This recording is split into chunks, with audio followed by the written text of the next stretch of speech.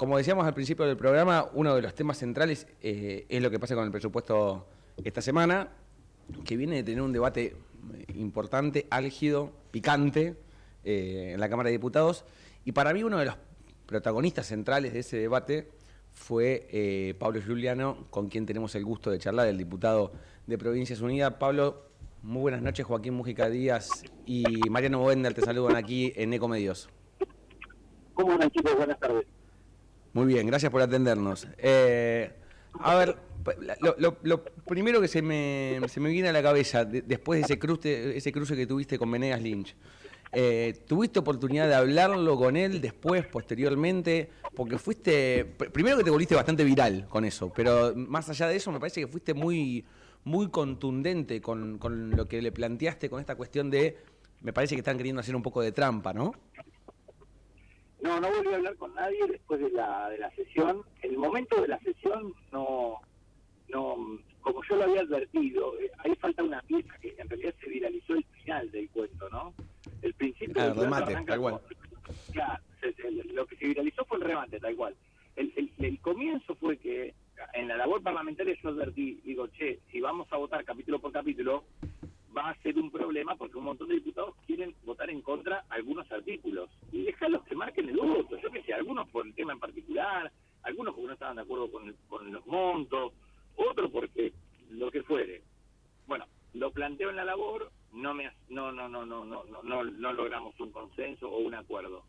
Y después lo vuelvo a plantear al comienzo de la sesión en donde digo, que está particularmente lo del artículo 75,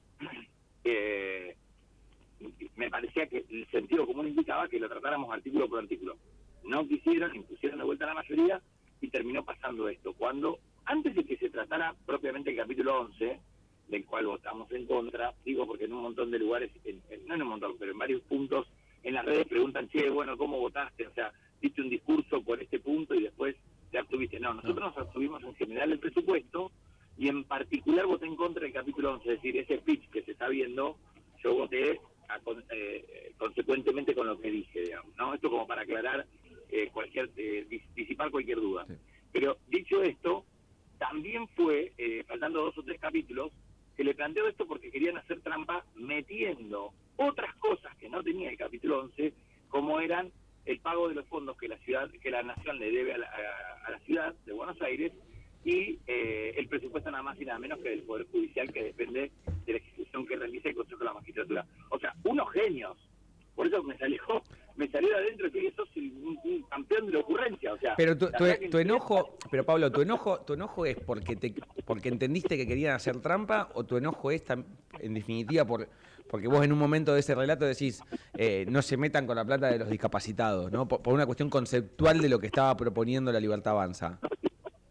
No, una es porque conceptual, yo detecto que estaban haciendo una maldad, entonces les quiero contestar sosteniendo el nivel de la maldad. Como diciendo, señor presidente, hemos arribado a un consenso, queremos poner estos 2 artículos en el capítulo 11. Cuando detecto eso, digo, ¿qué querés poner? ¿Querés poner plata de la ciudad y querés ponerle plata a la justicia? Vamos al capítulo 9, que tenés lugar. El capítulo 9 trataba de la relación con las provincias. Yo decía, por eso mi intervención dice, en el capítulo 9, de las provincias y del gobierno de la ciudad, y así no se estresa Silvana Gil, dice que el argumento central era, no lo podemos agregar en el capítulo 11 porque nos cambia todas las planillas. Bueno, ya que te produce un surmenage cambiar las planillas, ponerlo en el capítulo 9, que es justamente un capítulo que trataba del presupuesto y de la relación nacional con las provincias.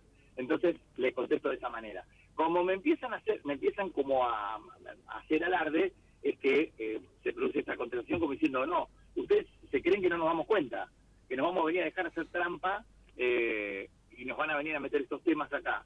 Pero, te repito, a ver, entendamos algo que es muy, muy importante desde las señales espirituales que tan de moda están en la política argentina, ¿no? Esto de depositar la confianza en las fuerzas del cielo, supongamos. Bueno, salió la ley de protección a las personas con discapacidad de emergencia.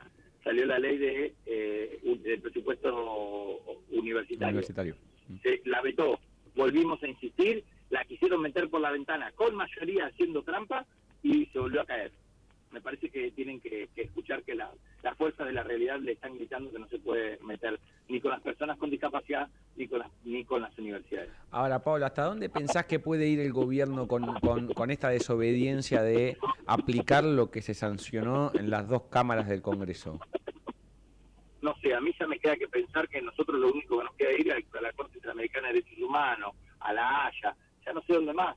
O sea, no sabemos qué más insistir. La verdad es que esta situación tan irracional a la que nos ha llevado el gobierno nacional nos ha colocado en un lugar en donde no cabe duda que cuando hablas conmigo o con un montón de diputados afines a nosotros, estamos completamente, digamos, definidos por la defensa y entendiendo, porque aparte hay otro tema que subyace acá, por eso creo que hay un poco de calentura del gobierno con nosotros, porque también le demostramos al gobierno que nosotros podíamos construir un presupuesto con equilibrio fiscal, pero con sensibilidad social.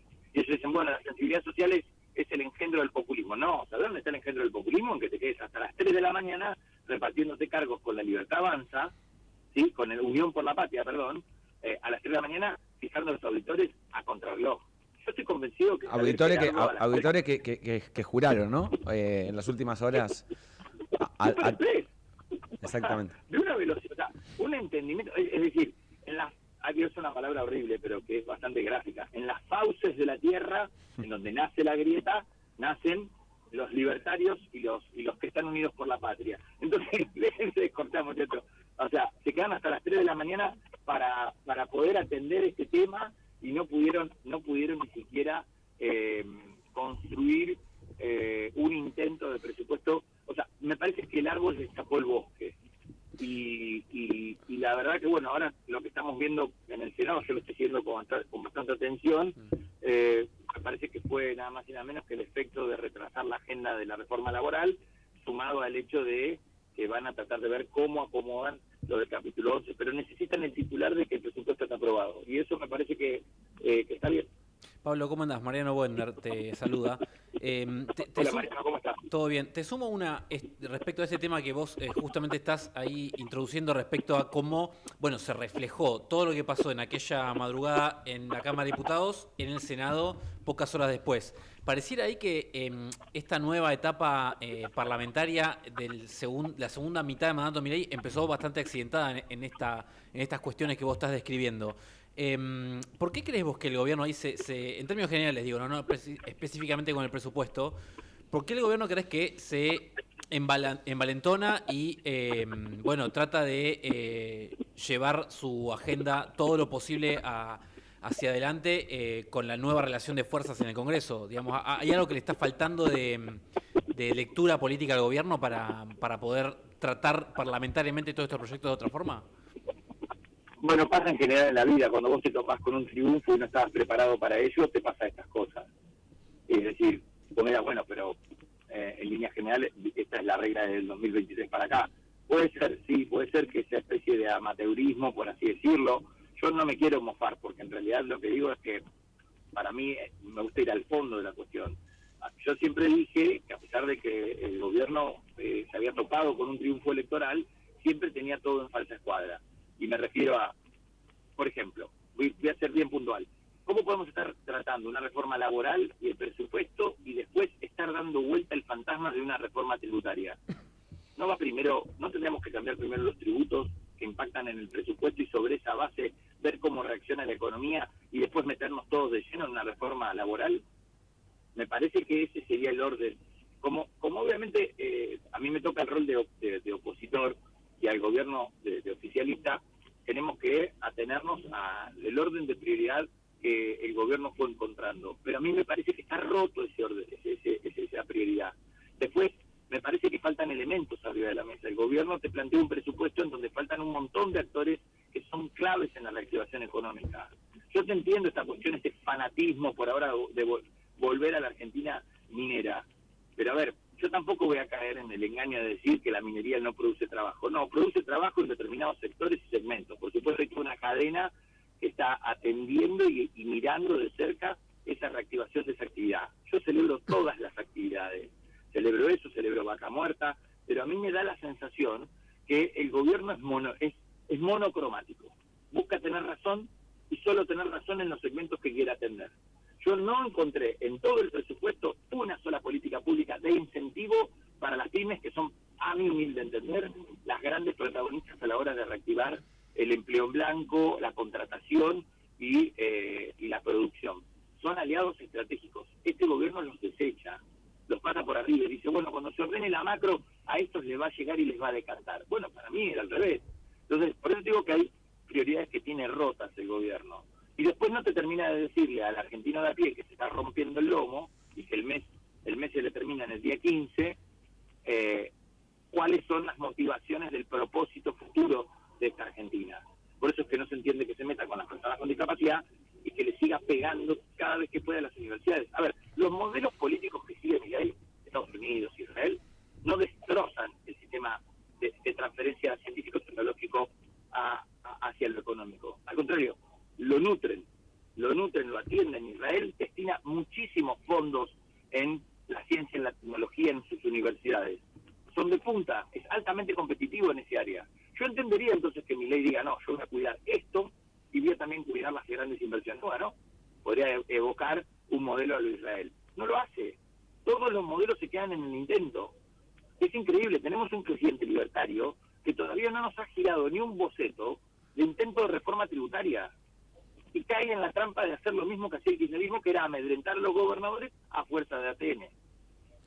Pablo, respecto a la reforma laboral, que es lo que viene, ¿cómo lo ves plantado al gobierno para negociar? Porque, a ver, va a haber varios actores, obviamente el sector empresario, la CGT ya está levantando la mano y diciendo hay algunos artículos que no estamos dispuestos a dialogar y los van a impugnar, es decir, va a haber un punto de conflictividad ahí casi seguro. El peronismo va a proponer una reforma distinta, un proyecto distinto, y está bastante abroquelado en la idea de rechazar el proyecto oficial. Y está todo el sector del centro, del cual ustedes son parte, que van a ser determinantes para esta discusión que se viene de la reforma laboral. ¿Vos cómo lo ves al gobierno y cómo ves esa discusión para adelante en el tiempo que viene? Para mí que va a trabar la pelota bastante por encima, bastante floquito el gobierno cuando de reforma laboral se trata. Es decir, construye una idea de aniquilar derechos al filo de los trabajadores, pero no te está diciendo cómo se imagina el mercado laboral del futuro. No te lo dice. Entonces, un gobierno que se planta en las normas, porque yo, mira, ahora te voy a dar vuelta a la torta y te digo, a los muchachos de la CGT, ellos no tienen que empezar diciendo que no les gusta, tienen que empezar diciendo qué ponen arriba de la mesa. Porque la inmensa mayoría de la fuerza trabajadora argentina está en negro. O sea, yo jamás vi un sindicalista que no quiera defender un trabajador, que no quiera que esté en blanco, que entre dentro del sistema para que de última, digamos, apueste a su sindicato, lo identifique y diga que estos me defendieron, estos trabajaron para generar puestos de trabajo, y en ese sentido creo que está invertida la torta. ¿Qué quieren custodiar los que salen a marchar? Los derechos de los trabajadores que no trabajan, los derechos de los trabajadores que están en negro. O sea, está todo en falsa, está todo roto los lugares donde hablan. El gobierno que tendría que decirnos, esta reforma laboral es una puerta de entrada al futuro, no lo hace. El sindicalismo que tendría que decir, tenemos que tratar de ver cómo garantizamos que haya más trabajadores en blanco, porque la verdad que en Argentina hace más de 10 o 15 años no crece el empleo, y no tienen ni una sola autocrítica para hacer. O sea, ¿qué queremos? ¿Vivir encadenados en una ley de contrato del trabajo que es de 1970? Por eso, ¿saben qué? Yo les voy a decir una cosa, que vivan ellos como en 1970, que devuelvan las computadoras, el wifi, que manden cosas por fax, que creo que ni existían, ¿entendés? Que impriman, no sé, que amasen el pan como se amasaba en 1970. Entonces, digo, chicos, es un debate que carece, o sea, las partes las principales voces, o sea, hay pedazos enormes del debate que renuncian. Vuelvo a repetir, el gobierno a meterse en el futuro y el sindicalismo a defender a los trabajadores.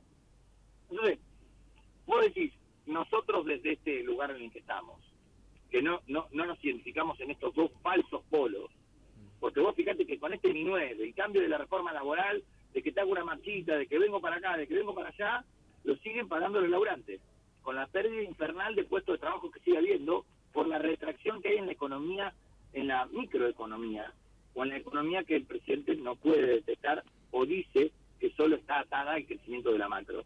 A mí me parece que en ese sentido, la perspectiva perspectiva que nosotros, obviamente, el otro día pasó algo políticamente al otro día de la sesión nuestra.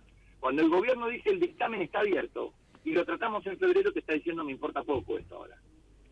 Me importa poco porque yo no puedo opinar ahora a ciencia cierta porque el dictamen está abierto. O sea, puede decir lo que dijo como puede no decirlo. Pablo, te sumo una más. Tiene que ver más bien con que no tanto con la agenda parlamentaria, sino en general con el clima político postelectoral y post-recambio en el Congreso. Vos sabés muy bien que el gobierno o el presidente habló en los últimos meses, antes de las elecciones, de que todas las peripecias o las incertidumbres económicas o los temblores cambiarios de los últimos meses estaban atribuidos enteramente a el riesgo del kirchnerismo o al riesgo de que gane la oposición. Ahora, superado esa instancia, ya después de las elecciones, ahí pareciera que al gobierno tampoco se le terminan de alinear algunos planetas en términos de confianza respecto a la mirada exterior, como si hubiese algo de la razón de la política que todavía no termina de convencer. ¿Qué crees que le falta a vos al gobierno para convencer hacia afuera? Ni siquiera te diría de la mirada hacia adentro. Hacia afuera hay una imagen del gobierno que todavía no convence, ¿no? Sí, totalmente, porque está apoyado en lo que yo llamo la fiebre de las relaciones personales. Nosotros tenemos una alianza estratégica con Estados Unidos o tenemos una especie de enamoramiento entre Milei y Trump. Me parece que estamos en la segunda condición. Y eso no es duradero. Trump no va a poder reelegir. Trump indefectiblemente no va a seguir siendo una referencia ineludible por más que Milei reelija. Por eso es que está todo a medio hacer. Y esta cuestión que vos decís de como si se quiere, de falta de profundidad. Porque cuando el gobierno tenía que demostrar que había aumentado su base de sustentación electoral y conceder algunas cosas en pos de los titulares, porque quien gobierna se lleva los titulares, se llevan las leyes, y nosotros nos quedábamos con los discursos. Esto muchas veces en la historia de la política ha sido así. El gobierno pareciera que quiere ir por todo de manera prematura, pero también esto nos tiene que servir como insumo, se muestra también de qué forma se están alineando determinados incentivos del gobierno. Pareciera que todo es poco, que quiere tener razón, quiere ganar la batalla cultural por encima de la realidad. Por eso digo, a mí me parece que entra en un tiempo de descuento. Todo gobierno, a mitad de elección, si pierde, tiene una tirada de oreja importante que todos nos cuestionaríamos las posibilidades concretas de reelección. En la Argentina de la inestabilidad nos hubiésemos preguntado otras cosas. Pero la verdad que a todos esos agoreros del mal, tesis que yo jamás compartí. Yo soy fanático de decir, acá lo votaron a Milei por 4 años, hay que entender que hay un presidente por 4 años indefectiblemente, ¿no? Y esto está bueno que pase. Ahora, munido, o digamos, o reforzado por el resultado electoral, de eso ya por suerte no se habla. Digo por suerte porque a mí me aburre esa conversación de los sueños frustrados, de los que no pudieron ser. Bueno, la cola. A mí me importa que haya un presidente que entiende que hay un pueblo que está haciendo el esfuerzo de contado. Todos los días y todos los meses, el pueblo argentino y los argentinos hacen un esfuerzo. Ese esfuerzo es más enamorado de Milei, en detrimento de Cristina, en detrimento del pasado. Bueno, sí, puede ser fenomenal. Ahora, tenés que le falta profundidad a este gobierno. ¿Cuál es el programa económico del gobierno? ¿Cuál es? Desacelerar la inflación y nada más. O sea, si nos ponemos a discutir la política agropecuaria, que subió y bajó retenciones, ahí no hubo degeneramiento fiscal. No hubo una especie de improvisación de que nadie le explicó de dónde sacaba las partidas, del impacto fiscal de esa medida puntual. ¿Me entendés? Es como que te van cambiando siempre te van cambiando el arco. Y eso la gente lo ve también. A vos te sirve un tiempo, pero a mí me parece que el gobierno se está aburriendo de sí mismo, porque no le termina de encontrar la vuelta, porque se empieza a dar cuenta que era más largo el tranco. Es decir, el que venga después de Milei en el 2027 tiene que inaugurar su presidencia diciendo, su gobierno, anunciando que el impacto de determinadas medidas es en mediano plazo. Es el mediano plazo, porque si no, vos no podés hacer pie nunca.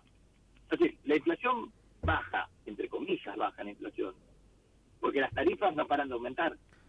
Y eso, chocolate por la noticia, anda a explicárselo a un montón de jefes de familia y de jefas de familia que tienen que pagar las tarifas. En verano, la de la energía eléctrica, tenés la suerte de poder ventilarte un poco con aire acondicionado. Y en invierno, pagás el uso del calefactor. Esa es la diaria argentina también. ¿Por qué hay un gobierno en Olivos? Ahí te perdimos, Pablo, ¿no me escuchás? ¿Pablo? Bueno, ahí se le cortó a Pablo Giuliano, que estaba justo cerrando la idea ¿lo tenemos conectado o no? Sí. ¿Pablo, me escuchás? Sí, los escucho, perdón, Ahí pero me está. entró una llamada de ahí. Tranqui, Segura- cerró la idea. Seguramente alguien de gobierno estaba escuchando la nota y quería interrumpir la línea. Cerrarnos la idea de lo que venías planteando. No. Decía de que me parece que al gobierno en definitiva le falta profundidad. A tu pregunta central le está faltando profundidad. Le falta mostrar concreciones puntuales en la diaria de los argentinos que termine de robustecer esa confianza que no termina de nutrir. Te hago una cortita para cerrar. Y respecto a lo que viene en términos de construcción política electoral. A ver, el radicalismo cambió su conducción ahora con Lionel Chiarella al mando del partido, joven como vos, parece una generación nueva, pero da la sensación de que les va a costar como partido volver a estar competitivos en el próximo tiempo, y también da la sensación de que todo el armado del centro, Provincias Unidas por poner el ejemplo, también le va a costar rearmarse de cara al 27, porque en un poquito más de un año tenemos elecciones de vuelta y esas son presidenciales. ¿Vos cómo ves para adelante la situación del partido con esta nueva conducción y del esquema de centro que representa Provincias Unidas y que ha sido una alternativa a la que no le ha ido del todo bien en esta última elección parlamentaria? No le fue bien porque te vuelvo a repetir que en la Argentina hay como un deporte por fabricar esas grietas y traducirlo rápidamente en el plano electoral, ¿no? Ahí el desafío que nosotros tenemos básicamente es esto que estamos tratando así de repasar en esta entrevista también. Vos en cada punto tenés que tener una posición clara y contundente de qué es lo que se está conversando y qué es lo que se está diciendo. Lo primero es que tenés que desarmar los escenarios que se arman, que se construyen, porque se arman escenarios para decir, ¿estás a favor o en contra de esta reforma laboral? Y aparte son todos llenos de muletillas, para que no suceda nada. Entonces, la obligación de nuestra posición política primero es romper con esa especie de gatopardismo en donde hago algo para que nada suceda. Porque aparte hay que decirlo bien claro, que me quedó pendiente del punto anterior. El nivel de entendimiento que hay entre el gobierno y determinados sectores es total. Y me refiero particularmente con Unión por la Patria. Eso sí. ¿Decir por lo de la GN o por algo más? Lo puedo decir por la GN, lo puedo decir por los futuros acuerdos que va a haber en materia de la Corte, lo puedo decir también por el trato que están recibiendo algunos líderes políticos. Lo puedo seguir diciendo. Es una novedad, hace un año que lo vengo diciendo yo, que se llevan bien. ¿O por qué no se pudo avanzar en el Congreso, por ejemplo, con la interpelación de Karina Milei? ¿O es porque Pablo Juliano justo se fue al baño? No. Y lo vengo diciendo hace un año. Lo que pasa es que muchas veces las vocerías y demás. Entonces, primer punto, al radicalismo lo recuperás con claridad y con contundencia. Y ahí ya dejás de hablar del centro. Porque son todos ellos y nosotros que queremos mostrar generacionalmente un cambio actitudinal. O sea, a mí no me interesa el radicalismo si los radicales van a entrar a jugar a los soldaditos en interna. Lo digo a cielo abierto. Lo digo para afuera, lo digo para adentro, lo digo para arriba y para abajo.